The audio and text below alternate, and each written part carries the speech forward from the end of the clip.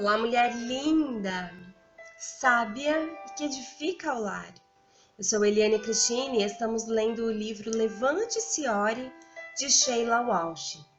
Esta leitura foi autorizada. Para a aquisição do livro, entre em contato com a editora Thomas Nelson ou com a Livrarias Família Cristã. Áudio 36. Você não está sozinho. Pai, eu oro pela amiga que me ouve. Tua palavra declara que o Senhor não nos deixa só e que o Teu Espírito Santo está conosco em todo o tempo, que ela possa se sentir protegida e guiada em Tua presença de amor. Eu oro em nome de Jesus. Amém. O dom da comunidade. A vida é cheia de significado e propósito. Tão cheia de beleza por baixo de sua coberta que você encontrará a terra, mais encoberto estará o seu céu. Tenha coragem então para reivindicá-lo, isso é tudo.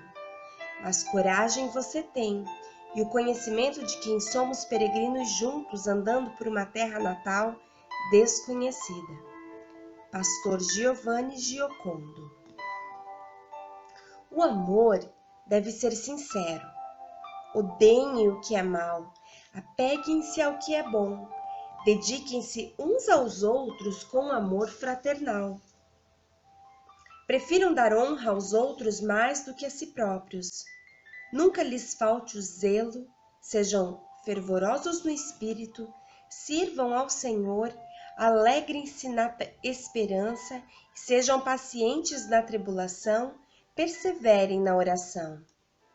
Romanos capítulo 12, versos 9 ao 12. Deus nunca pretendeu que ficássemos sós. Somos seres sociais destinados a prosperar e a florescer em comunidade. Antes que disséssemos o nosso primeiro suspiro, Deus olhou para a terra que havia criado e disse: Então disse Deus, façamos o homem à nossa imagem conforme a nossa semelhança. Gênesis capítulo 1, versos 26.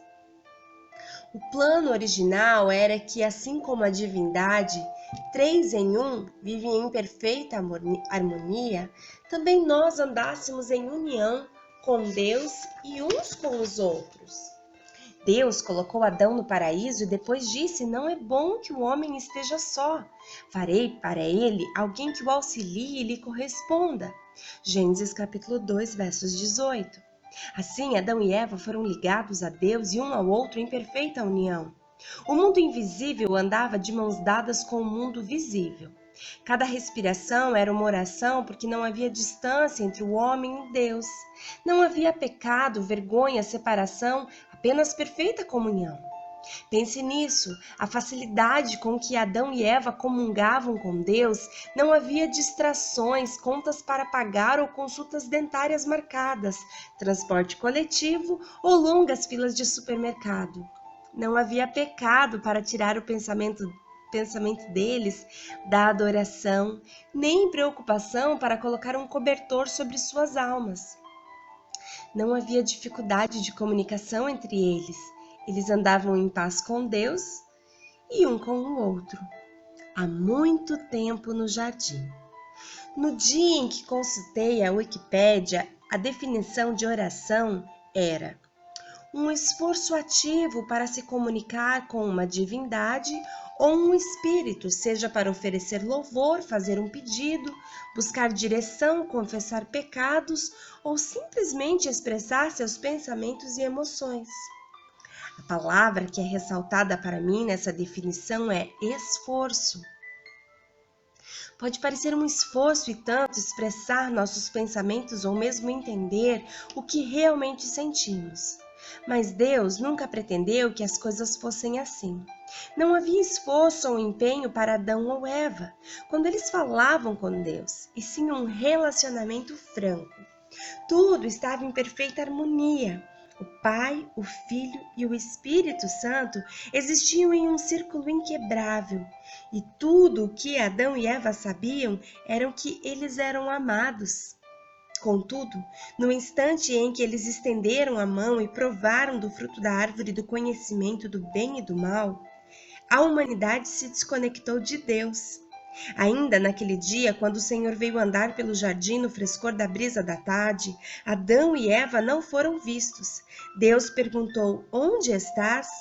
É fácil, à primeira vista, interpretar essa frase ao pé da letra, mas eu não acredito que nem por um minuto que Deus não sabia que Adão e Eva estavam se escondendo atrás de uma árvore. Creio que a pergunta de Deus foi para eles darem uma olhada em si mesmos e verem onde estavam depois do que havia acontecido. Adão respondeu: "Ouvi teus passos no jardim e fiquei com medo, porque estava nu, por isso me escondi." Gênesis capítulo 3, versos 10. Ah, que palavras tristes! Pela primeira vez na história humana, alguém tentava esconder aquilo de que se envergonhava perante Deus. A comunhão perfeita, a oração inquebrável sem esforço, havia desaparecido. Deus perguntou a Adão: "Quem disse que você estava nu?" Mais uma vez, Deus sabia a resposta, mas ele queria que Adão visse o que é a comunhão violada e o que se sente quando ela se rompe. Como se tudo o que ele já tinha feito não fosse terrível o bastante, Adão culpou Eva e Deus. Ele disse que Eva era a culpada e depois lembrou a Deus que ele lhe dera Eva.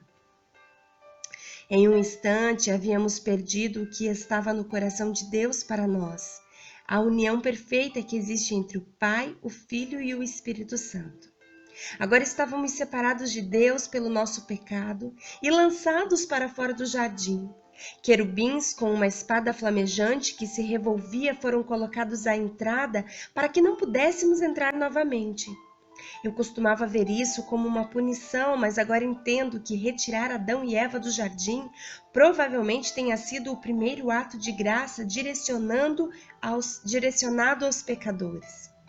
Deus sabia que se Adão ou Eva encontrassem o caminho de volta para o jardim e comessem da árvore da vida, eles viveriam para sempre no seu estado caído. Gênesis capítulo 3, do versos 22 ao 23. O coração de Deus jamais permitiria que isso acontecesse, porque a partir de então estávamos arruinados. Deus não queria que vivêssemos para sempre na nossa ruína. Por isso colocou um limite de tempo no nosso caminho de volta ao lar. Através de muitos quilômetros enfrentando desertos e fome, uma terra de leite e mel, a profetas e reis, através da liberdade e do cativeiro, ele nos conduziu pela via dolorosa a um lugar chamado Gólgota, onde com amor e misericórdia incríveis, pela primeira vez, a divindade foi dividida enquanto Jesus levava em seu corpo perfeito e sem pecado os pecados dos filhos de Adão e Eva, até que, tendo absorvido cada último vestígio do nosso pecado, ele clamou: "Está consumado." E o véu do templo foi rasgado do céu à terra para que os homens e as mulheres pudessem novamente entrar na presença de Deus no frescor da brisa da tarde e andar e falar com Ele. Nem tudo havia sido restaurado. O caminho daquele lugar de sacrifício e aqueles que andavam nele, embora cobertos pelo sangue do Cordeiro, ainda levavam as marcas de Adão. Eles passam pelo divórcio e pela morte, pelo câncer e pela traição, pela morte dos sonhos e pelas decepções da vida, mas não é para sempre. Haverá um dia para cada filho de Deus quando o retorno em que estamos nos levar ao lar. Até então, um dos maiores presentes na nossa jornada é o fato de termos uns aos outros, pois não fomos projetados para fazer essa viagem sozinhos.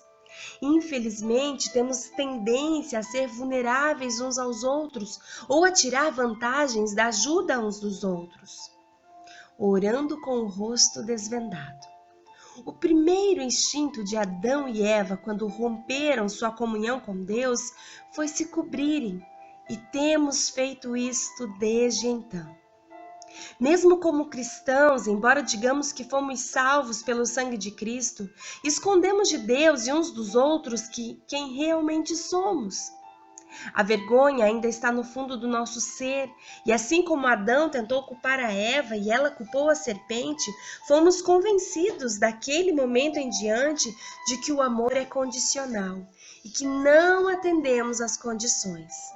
Certo dia, ouvi por alto uma conversa entre duas pessoas que estavam discutindo o livro de Gênesis e comparando aquele mundo com a nossa cultura de hoje. O cavalheiro disse: Adão e Eva tiveram vergonha de seus corpos e tentaram cobri-los.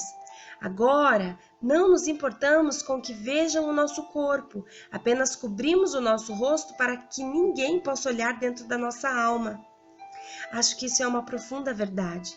Tentamos esconder partes das nossas vidas que não temos certeza que estão qualificadas. Algo que pode ser especialmente verdade na nossa vida de oração. Eu costumava ter medo de orar em público, de acabar dizendo algo errado, e se minha teologia estivesse errada, ou se eu tropeçasse nas minhas palavras. Sempre que eu tinha de orar em público, treinava as palavras incessantemente na minha mente para ver se tudo soava certo e fazia sentido. Depois eu me preocupava em não parecer que eu tinha ensaiado, e então eu tropeçava em alguma parte dela. Sim, concordo, era ridículo. Quando penso nisso agora, acabo sorrindo. A oração nunca teve de ser uma apresentação, mas sim a comunicação aberta e sincera entre um pai cujo amor não tem fim e seus filhos. E ela se destina a permitir que sejamos vulneráveis diante dos nossos irmãos. Mas eu ainda prefiro não permitir que os outros me vejam. Todas as orações profissionais terminaram, porém, quando me vi encharcada até a alma na companhia do quebrantamento, durante a minha estadia no hospital, comecei a desfrutar o que sentíamos quando chegamos como uma criança e falamos com outros filhos do nosso pai. Ninguém em uma ala psiquiatra quer impressionar ninguém. Nessa fase, a brincadeira já terminou há muito tempo. Então, nosso tempo de oração era um momento de sinceridade, não apenas diante de Deus, mas também uns dos outros. Isso era o novo para mim. Permitir que os outros entrem em seu lugar de quebrantamento é algo humilhante e ainda assim libertador. Para mim, caracteriza-se por duas coisas: orar uns pelos outros e orar uns com os outros. Cada uma é essencialmente importante para o nosso senso de comunidade. Portanto, vamos dar uma olhada nelas no próximo áudio. Uau! Glória a Deus! Glória a Deus! Nós vamos estar falando no próximo áudio a respeito de orarmos uns pelos outros e orarmos uns com os outros. Mas que áudio interessante no tocante à confirmação ou a testificação que novamente a autora nos dá, em que Adão e Eva, eles foram expulsos do paraíso, não por um Deus carrasco, ou por um Deus que estava disciplinando os seus filhos, não, eles foram expulsos do paraíso por amor, porque se eles se mantessem naquele lugar, eles comeriam a árvore da vida, e então eles seriam eternos, tal como Deus Pai, Filho e Espírito Santo. E se eles então fossem eternos, definitivamente nós, humanos, nunca mais teríamos o nosso coração redimido, resgatado pelo Pai através do seu Filho, pois então seríamos eternamente pecadores, eternamente doentes em nossas almas, não somente em nossos corpos, mas também em nossas almas. Então, quando nós ouvimos a história de Adão e Eva, nós não devemos pensar que Deus ficou irado e expulsou Adão e Eva do paraíso com ira. Não. Ele, na verdade, retirou, os convidou a sair com amor. para que eles não tivessem acesso à eternidade e para que eles tivessem possibilidade, através da minha vida e da sua vida, a salvação. Sabe? Quando a Bíblia não fala se Adão e Eva foi salvo, e eu penso que sim, mas eu não estou aqui para discutir essa teologia com você.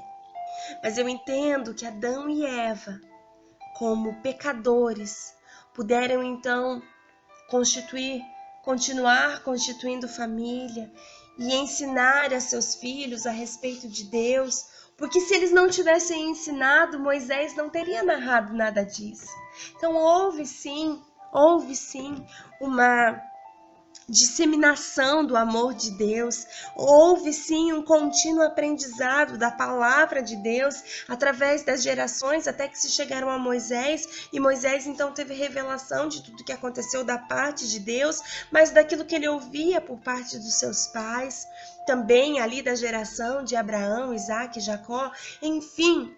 O que nos importa nesse momento é entendermos que nós somos guiados por um Deus que nos ama e que toda a trajetória da humanidade ela é permeada pelo amor de Deus, pela misericórdia e a graça de Deus. E você é, sem dúvida nenhuma, o projeto do olhar de Deus para a salvação, para a redenção, para a libertação.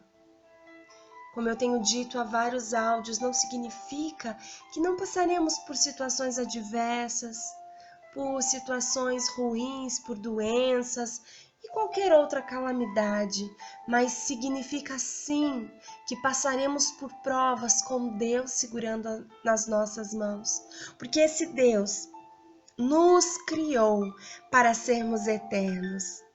E um dia nós iremos a um grande julgamento, e eu quero crer que eu e você estaremos lá para ouvir: servo bom e fiel, foste fiel no pouco, sobre o muito te colocarei. Permaneça fiel, permaneça no lugar de oração, permaneça no lugar de comunhão, e a recompensa é a coroa da vida. Um grande beijo e até o nosso próximo áudio.